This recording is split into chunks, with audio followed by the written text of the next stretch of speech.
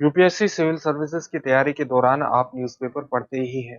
Newspaper में आपके सामने बहुत से स्थान आते होंगे। उन स्थानों की लोकेशन के बारे में जानना, उनकी महत्वपूर्ण विशेषताओं के बारे में जानना, आपकी यूपीएससी की तैयारी को एक नई दिशा दे सकता है।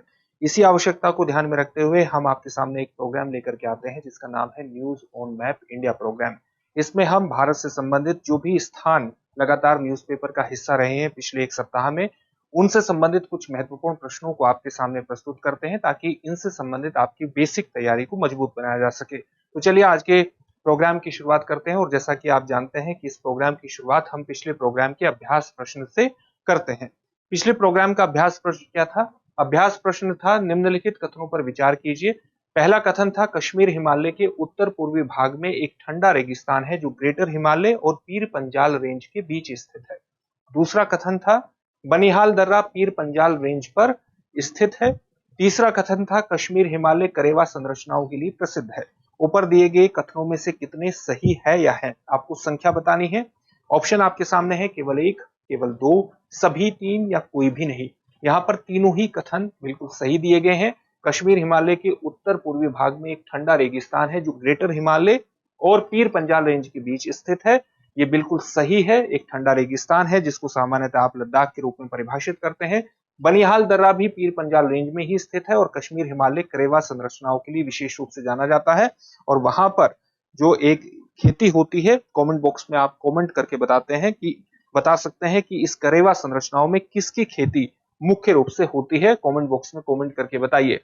तो यहाँ आप देखिए, ये पीर पंजाल रेंज है, ये काराकोरम, लद्दाख रेंज और जास्कर रेंज मुख्यतः किस की मानी जाती है? ट्रांस हिमालय की रेंज मानी जाती है।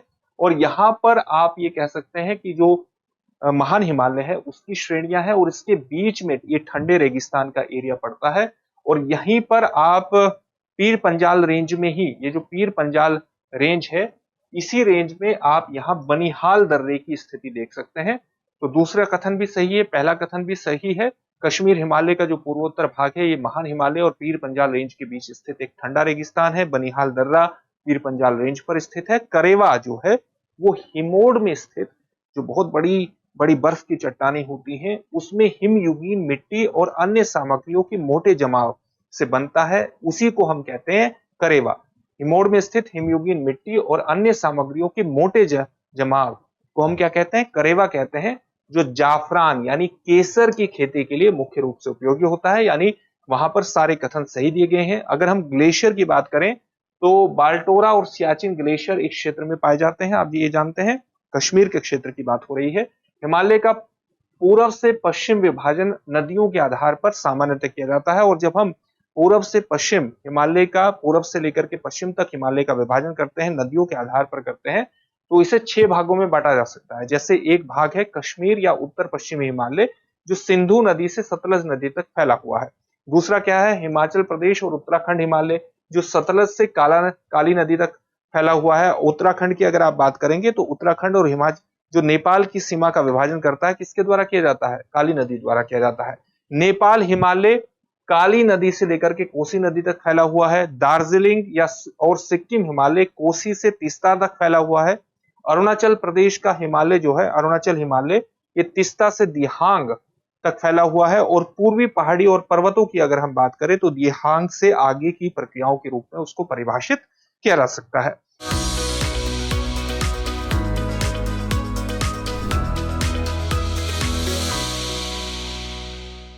आज के पहले प्रश्न को देखते हैं। आज का पहला प्रश्न है माले महादेवेश्वरा हिल्स, जिसको MM हिल्स के नाम से जानते हैं, वन्य जीव अभ्यारण्य के संदर्भ में निम्नलिखित कथनों पर विचार कीजिए। पहला कथन क्या है? यह अभ्यारण्य कर्नाटक के दक्षिण पूर्वी भाग में चामराजनगर जिले में तमिलनाडु सीमा के निकट स्थित है। दूसरा कथन है मध्य प्रदेश के बाद कर्नाटक में भारत की दूसरी सबसे बड़ी बाघ आबादी है। यानी कर्नाटक में मध्य प्रदेश के बाद सबसे बड़ी बाघ आबादी है दूसरी। उपरोक्त कथनों में से कौन सा या से सही है या है? आपके सामने कथन बताने हैं कि कौन से सही है। ऑप्शन है आपके सामने, केवल एक, केवल दो, एक और दो दोनों, न तो एक और नहीं दो। तो चलिए इसके बारे में जान लेते हैं। पहला कथन दिया है यह अभ्यारण्य कर्नाटक के दक्षिण पूर्वी भाग में चामराजनगर जिले में तमिलनाडु सीमा के निकट स्थित है। ये स्थित है या नहीं है? अभ्यारण्य कर्नाटक के दक्षिण पूर्वी भाग में चामराजनगर जिले के तमिलनाडु सीमा के निकट स्थित है। ये कथन बिल्कुल सही हो जाता है। ये चामराजनगर की आप अवस्थिति देख सकते हैं, ये पूरा तालुका है, ये चामराजनगर संबंधी जो तालुका है वो भी है, और ये तमिलनाडु स्टेट से आप देख सकते हैं कि लगता है। और इसमें यहाँ जो अलग अलग तालुके हैं चामराजनगर से संबंधित, वो तालुकों की स्थिति भी यहाँ पर दी गई है। तो तमिलनाडु से इसकी सीमा टकराती है। मध्य प्रदेश जो है वो 785 बाघ के बाद कर्नाटक में भारत की दूसरी सबसे बड़ी बाघ आबादी पाई जाती है। कितनी है? 563 है। इस प्रकार से कथन 2 भी सही हो जाता है। दोनों कथन उसमें सही होंगे, यानी एक पहला और दूसरा दोनों कथन सही हो जाएंगे। हाल ही में एक बाघिन और उसके 4 शावकों की मृत्यु हुई है, जिनको जहर देने की आशंका बताई गई है। एमएम हिल्स को टाइगर रिजर्व में अपग्रेड करने का प्रस्ताव जो है वो लगभग 15 वर्षों से लंबित है, यानी बाघ रिजर्व बनाने का जो प्रस्ताव है एमएम हिल्स को, वो लगातार लंबित है। यदि इसे बाघ रिजर्व के रूप में मान्यता मिल जाती है, स्वीकृति मिल जाती है, तो चामराजनगर भारत का पहला जिला बन जाएगा जहां 3 टाइगर रिजर्व यानी बांदीपुर और बिलीगिरी रंगनाथ स्वामी मंदिर टाइगर रिजर्व और एमएम हिल्स तीनों स्थित होंगे। अगर इसके पारिस्थितिकी महत्व की बात करें तो ये क्षेत्र कर्नाटक में बिलीगिरी रंगनाथ स्वामी मंदिर टाइगर रिजर्व और कावेरी वन्य जीव अभ्यारण्य तथा तमिलनाडु में सत्यमंगलम टाइगर रिजर्व के निकट है। ये जो पूरा क्षेत्र है ये कर्नाटक में कहां पर है? बिलीगिरी रंगनाथ स्वामी मंदिर टाइगर रिजर्व और कावेरी वन्य जीव अभ्यारण्य, और तमिलनाडु में सत्यमंगलम टाइगर रिजर्व के पास स्थित है, जिससे दोनों राज्यों के बीच एक महत्वपूर्ण बाघ गलियारे का निर्माण हो सकता है अगर इसको क्या मिल जाए? एक बाघ रिजर्व के रूप में मान्यता प्राप्त हो जाए। क्षेत्र जो है वो बाघों, तेंदुओं, हाथी सहित शिकार प्रजातियों की समृद्ध आबादी का एक आवास है। मानव बस्तियों के बारे में बात करें तो क्षेत्र 2 प्रमुख समुदायों का आवास है। सोलिगा जो मूल रूप से शिकारी संग्राहक रहे हैं, और लिंगायत जो मैसूर से आए मंदिर के पुजारी हैं और मंदिर प्रबंधन से जुड़े हुए हैं। अगला प्रश्न क्या है? निम्नलिखित कथनों पर विचार कीजिए। पहला कथन है राष्ट्रीय हल्दी बोर्ड वाणिज्य एवं उद्योग मंत्रालय के अधीन कार्यरत है। दूसरा है भारत में 20 से अधिक राज्यों में हल्दी की 40 से अधिक किस्में उगाई जाती हैं। उपर्युक्त कथनों में से कौन सा या सी सही है या है? आपके सामने ऑप्शन है केवल 1, केवल 2, 1 और 2 दोनों, न तो 1 और न ही 2। तो राष्ट्रीय हल्दी बोर्ड वाणिज्य एवं उद्योग मंत्रालय के अधीन कार्य करता है, ये कथन क्या है? ये कथन आपका बिल्कुल सही हो जाएगा। और जब हम दूसरे कथन की बात करते हैं तो वहां पर 40 से अधिक किस्मों की बात की गई है, जबकि ये 20 से अधिक 30 से अधिक किस्में होनी चाहिए, 40 नहीं होना चाहिए। चलिए इसके बारे में थोड़ा सा जान लेते हैं। तेलंगाना के निजामाबाद में राष्ट्रीय हल्दी बोर्ड का उद्घाटन हाल ही में किया गया, जिसका उद्देश्य क्या है? हल्दी के लिए पैकेजिंग, ब्रांडिंग, विपणन यानी मार्केटिंग, निर्यात सहित एक संपूर्ण मूल्य श्रृंखला का निर्माण करना, एक वैल्यू चेन का निर्माण करना इसका मुख्य रूप से उद्देश्य है। वाणिज्य और उद्योग मंत्रालय के अधीन ये कार्यरत इस बोर्ड का उद्देश्य क्या होगा? बिचौलियों को कम करना, बिचौलियों की संख्या को कम करना, ताकि किसानों के ही एक प्रकार से प्रॉफिट को बढ़ाया जा सके। जीआई टैग यानी ज्योग्राफिकल इंडिकेशन प्राप्त टैग वाली जैविक हल्दी के उत्पादन को बढ़ावा देना, किसानों को सर्वोत्तम प्रथाओं को, जो बेस्ट प्रैक्टिसेस हैं उनको अपनाने के लिए प्रशिक्षण देना, और इस प्रकार से कथन एक सही हो जाता है। इससे पहले मसाला बोर्ड 50 से अधिक अन्य मसालों के साथ हल्दी के प्रचार का प्रबंधन करता था।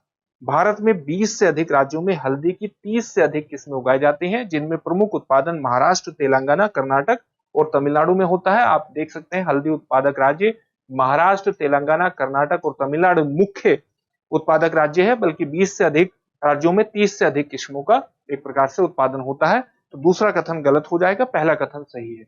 हल्दी करकुमा लोंगा यानी करकुमा लोंगा पौधे का एक भूमिगत तना है, जो जिंजर परिवार यानी जिंगीबरेसी की एक प्रजाति है। हल्दी में सक्रिय यौगिक करक्यूमिन इसे पीला रंग प्रदान करता है, और ये अपने एंटी इंफ्लेमेटरी, एंटीऑक्सीडेंट और रोगाणुरोधी लाभों के लिए विशेष रूप से जाना जाता है। भारत विश्व भर में हल्दी का सबसे बड़ा उत्पादक, उपभोक्ता और निर्यातक है। वर्ष 2022-23 में भारत ने विश्व की 75% से अधिक हल्दी का उत्पादन किया है। हल्दी के विश्व व्यापार में भारत की हिस्सेदारी 62% से अधिक है। निर्यात डेटा की बात करें तो वर्ष 2022-23 में भारत ने 207.45 मिलियन अमेरिकी डॉलर मूल्य की हल्दी और संबंधित उत्पादों का निर्यात किया। प्रमुख निर्यात बाजारों में बांग्लादेश, संयुक्त अरब अमीरात, अमेरिका और मलेशिया शामिल हैं। वर्ष 2030 तक हल्दी निर्यात में 1 बिलियन अमेरिकी डॉलर तक बढ़ावा देने का एक लक्ष्य रखा गया है। हल्दी निर्यात को 1 बिलियन अमेरिकी डॉलर तक पहुंचाया जाएगा वर्ष 2030 तक। अगर जीआई टैग प्राप्त कुछ हल्दी की किस्मों के बारे में बात करें तो लाकाडोंग हल्दी जो कि मेघालय से संबंधित है, कंधमाल हल्दी जो कि उड़ीसा से संबंधित है, इरोड हल्दी जो कि तमिलनाडु से संबंधित है, इनके सहित इन सभी हल्दियों के एक किस्मों को जीआई टैग प्राप्त हो चुका है। अगला प्रश्न है, निम्नलिखित कथनों पर विचार कीजिए। पहला कथन है, राष्ट्रीय हरित अधिकरण यानी नेशनल ग्रीन ट्रिब्यूनल के बार बार हस्तक्षेप के बावजूद गुजरात के कच्छ क्षेत्र में मैंग्रोव वनों का व्यापक विनाश जारी है। दूसरा कथन है, तटीय विनियमन क्षेत्र 1 में नमक के खेतों, सीमेंट कारखानों और अन्य औद्योगिक गतिविधियों के तेजी से विस्तार के कारण मैंग्रोव वनों का बड़े पैमाने पर क्षरण हुआ है। तीसरा कथन है, इससे दुर्लभ तैराक खराई ऊंट के अस्तित्व पर संकट बना हुआ है। उपर्युक्त कथनों में से कौन सा यसे सही है या है? आपके सामने ऑप्शन क्या है? ऑप्शन है केवल 1 और 2, ऑप्शन बी है केवल 1 और 3, ऑप्शन सी है केवल 2 और 3 और ऑप्शन डी है 1, 2 और 3। चलिए इनका विश्लेषण करने का प्रयास करते हैं। राष्ट्रीय हरित अधिकरण यानी नेशनल ग्रीन ट्रिब्यूनल के बार बार हस्तक्षेप के बावजूद गुजरात के कच्छ क्षेत्रों में जो मैंग्रोव वन है उनका व्यापक विनाश हुआ है, जिससे दुर्लभ तैराक जो खराई ऊंट है, जो खारे पानी के ऊंट है, उनके अस्तित्व पर संकट खड़ा हुआ है। तटीय विनियमन क्षेत्र जो कोस्टल रेगुलेशन जोन है, वन में नमक के खेतों, सीमेंट कारखानों और अन्य जो औद्योगिक गतिविधियां हैं उनका तेजी से विस्तार हुआ है, जिसके कारण मैंग्रोव वनों का बड़े पैमाने पर तटीय क्षेत्रों में विनाश देखने को मिला है। इस प्रकार से आप देख सकते हैं कि कथन 1, 2 और 3 यहां तीनों ही सही है, यानी ऑप्शन डी इसमें सही उत्तर हो जाएगा। अगर हम मैंग्रोव वनों के बारे में बात करें तो उसके कुछ बेसिक तथ्यों को जान लेते हैं। मैंग्रोव किस प्रकार के वन है? तटीय वन है जो नमक सहिष्णु यानी साल्ट सहिष्णु इनको माना जाता है, क्योंकि नमक के पानी में भी ये उगने की क्षमता रखते हैं। नमक सहिष्णु पेड़ों और झाड़ियों से बने होते हैं। ये उष्ण कटिबंधीय और उपोष्ण कटिबंधीय क्षेत्रों के अंतः जवारीय क्षेत्रों में पनपते हैं, यानी जहां पर समुद्र एक प्रकार से समुद्र में नदियां प्रवेश करती हैं तो एक ऐसा क्षेत्र उथला क्षेत्र बन जाता है जहां पर बहुत ज्यादा गाद भी होती है और पानी की बहुत ज्यादा गहराई नहीं होती, उस तरह के स्थानों पर ये पनपते हैं। मैंग्रोव ज्वारीय मैदानों, नदियों के मुहानों, उच्च गाद जमा वाले डेल्टाओं में पनपते हैं। प्रतिदिन 2 बार ज्वारीय बाढ़ का सामना करने की इनकी क्षमता होती है। धीमी गति से बहने वाली पानी के साथ खारे कम ऑक्सीजन वाले वातावरण में जीवित रहने के लिए विशेष रूप से अनुकूलित होते हैं, जहां बारीक तलछट जमा होती है। कुछ जो सामान्य मैंग्रोव वृक्षों में कौन कौन से आते हैं? लाल मैंग्रोव, ग्रे मैंग्रोव और राइजोफोरा शामिल होते हैं। मैंग्रोव वन भारत में कहां कहां पाए जाते हैं? आप देख सकते हैं कि भारत में जो सबसे बड़ा क्षेत्र है वो कौन सा है? सुंदरबन है। इसके अलावा यहाँ पर उड़ीसा के इन क्षेत्रों में मैंग्रोव वनों की अवस्थिति देख सकते हैं, आंध्र प्रदेश में देख सकते हैं, तमिलनाडु में आप देख सकते हैं, केरला में देख सकते हैं, कर्नाटका में इन क्षेत्रों में देख सकते हैं, यहाँ पर महाराष्ट्र में भी अवस्थिति आप देख सकते हैं, गुजरात में मैंग्रोव वनों को आप देख सकते हैं, गुजरात के गल्फ ऑफ कच्छ में भी इनकी स्थिति को आप देख सकते हैं। खराई ऊंट के बारे में जान लेते हैं। खराई ऊंट के बारे में आपकी यूपीएससी की प्रारंभिक परीक्षा में प्रश्न पूछा जा चुका है, संभवतः वर्ष 2016 में पूछा गया था। यह कच्छ क्षेत्र की देशज प्रजाति है, ऊंट की देशज प्रजाति है, स्थानीय प्रजाति है, जो लंबी दूरी तक तैरने और मैंग्रोव वनों में चराई करने की अपनी दुर्लभ क्षमता के लिए जाना जाता है। खराई शब्द कहां से आया है? खार से आया है, जिसका अर्थ क्या होता है? खारा यानी लवणीय, जो इस ऊंट की तटीय लवणीय पारिस्थितिकी तंत्र में रहने की क्षमता को दर्शाता है, कैपेसिटी को प्रदर्शित करता है। ये ऊंट सीमित चरागाहों में नहीं बल्कि खारे पानी और मुहाना पारिस्थितिकी तंत्र में फलते फूलते हैं। खराई ऊंट के पैरों में तैरने के लिए झिल्ली होती है और इनका पाचन तंत्र खारी वनस्पतियों को सहन करने की क्षमता इनको प्रदान करता है। अंतरराष्ट्रीय प्रकृति संरक्षण संघ यानी international union for the conservation of nature ने खराई ऊंट को संकटग्रस्त श्रेणी में वर्गीकृत किया है। संकटग्रस्त श्रेणी का मतलब है एंडेंजर्ड श्रेणी में वर्गीकृत किया है। ये खराई ऊंट की एक सामान्य तस्वीर आप देख सकते हैं और गुजरात में आप इनकी अवस्थिति देखेंगे। अगला प्रश्न है, इलायची के संबंध में निम्नलिखित कथनों पर विचार कीजिए। 3 कथन है। भारत में केरल इलायची उत्पादन में लगभग 48% का योगदान करता है। दूसरा कथन है, यह अम्लीय, दोमट और ह्यूमस समृद्ध मृदा में अच्छी तरह उगती है, जिसकी पीएच सीमा 5.0 से 6.5 होनी चाहिए। और तीसरा है, इसे लोकप्रिय रूप से मसालों की रानी कहा जाता है। उपर्युक्त में से कौन से कथन सही है? आपके सामने ऑप्शन है केवल 1 और 2, केवल 2 और 3, केवल 1 और 3 और केवल 1, 2 और 3। यहाँ पर 48% एक गलत दिया गया है कथन, इस प्रकार से एक गलत हो जाता है। और इस प्रकार से कौन सा कथन सही होगा? अगर एक को आपने निकाल दिया तो आपको उत्तर मिल जाएगा, 2 और 3 सही होंगे। यहाँ दूसरा और तीसरा कथन सही दिया गया है। चलिए इसके बारे में थोड़ा सा जान लेते हैं। भारत में जो केरल है वो इलायची उत्पादन में 48% नहीं बल्कि लगभग 58% का योगदान करता है, जबकि कर्नाटक, तमिलनाडु और अन्य उत्पादक राज्य भी प्रमुख भूमिका निभाते हैं। कथन एक गलत हो जाता है। अम्लीय, दोमट और ह्यूमस समृद्ध मृदा में अच्छी तरह से उगती है इलायची, जिसकी पीएच सीमा कितनी होती है? पीएच सीमा होती है 5.0 से लेकर 6.5 होनी चाहिए। कथन 2 सही है। इसे लोकप्रिय रूप से मसालों की रानी भी कहा जाता है। कथन 3 भी सही है। हाल ही में Indian council of agricultural research, भारतीय मसाला अनुसंधान संस्थान IISR कोझिकोड ने इलायची के बागानों को प्रभावित करने वाले एक प्रमुख कीट इलायची थ्रिप्स पर प्रभावी नियंत्रण के लिए एक पर्यावरण के अनुकूल जैव पीड़कनाशक विकसित किया है और इसके कारण ये पूरा टॉपिक चर्चा में आया है। इलायची उत्पादक राज्यों के रूप में मुख्यतः कर्नाटक, तमिलनाडु और केरला को आप देख सकते हैं। इलायची एक अत्यधिक सुगंधित मसाला है जिसे जिंजीबरेसी अदरक परिवार से संबंधित माना जाता है। अदरक परिवार से संबंधित है। यह पश्चिमी घाटों की सदाबहार वर्षावनों की मूल प्रजाति है।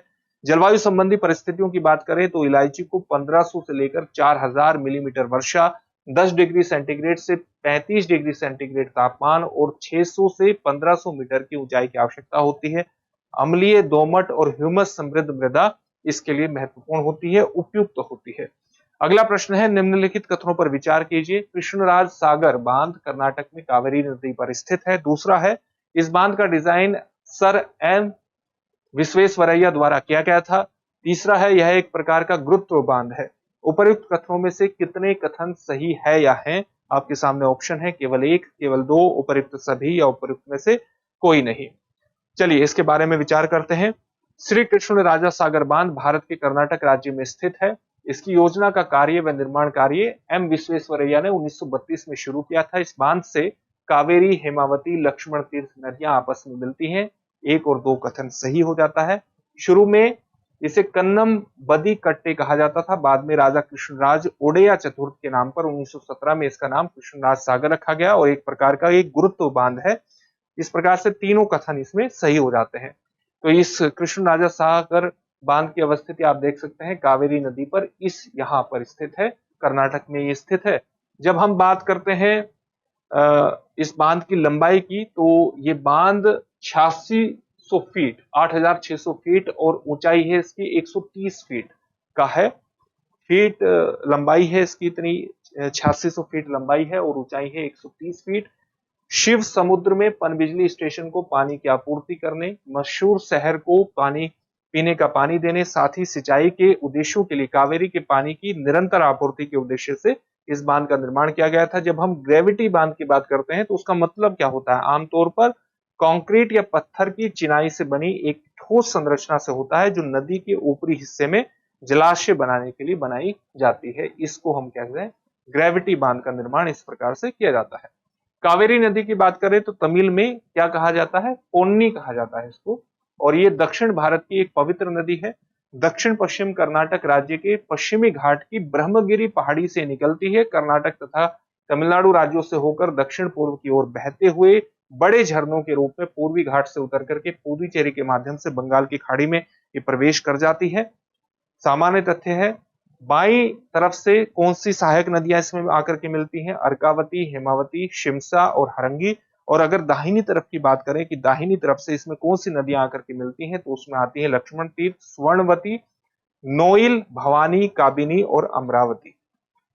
तो सामान्यतः हमने कृष्ण राजा सागर बांध की अवस्थिति के बारे में जान लिया है। ये पूरा कावेरी का एक मैप आप देख सकते हैं किस प्रकार से कर्नाटक और तमिलनाडु से इस प्रकार से प्रवेश करती थी, यहाँ बंगाल की खाड़ी में प्रवेश करती है। अब आपके लिए एक अभ्यास प्रश्न है जिसका उत्तर आपको कमेंट बॉक्स में कमेंट करके देना है। अभ्यास प्रश्न है, निम्नलिखित कथनों पर विचार कीजिए। पहला कथन है, हिंद महासागर गहरे समुद्र मिशन जैसी पहलों के माध्यम से भारत की तकनीकी उन्नति का समर्थन करता है। और दूसरा आपका कथन है, केंद्रीय हिंद महासागर बेसिन 75,000 वर्ग किलोमीटर में भारत की पॉलीमेटेलिक नोड्यूल की खोज उसे गहरे समुद्र में खनन के क्षेत्र में अग्रणी देशों में स्थापित करती है। ऊपर दिए गए कथनों में से कौन सा या से कथन सही है या है? आपके सामने ऑप्शन है केवल एक, केवल दो, एक और दो दोनों, न तो एक और न ही दो। इस प्रश्न का उत्तर आप हमें कमेंट बॉक्स में कमेंट करके जरूर दीजिए। फिर से एक नए सेशन में आपसे मुलाकात होगी। धन्यवाद। डियर व्यूअर्स, अपने एग्जाम की तैयारी को और बेहतर करने के लिए हमारे चैनल को लाइक, शेयर और सब्सक्राइब करना न भूलें।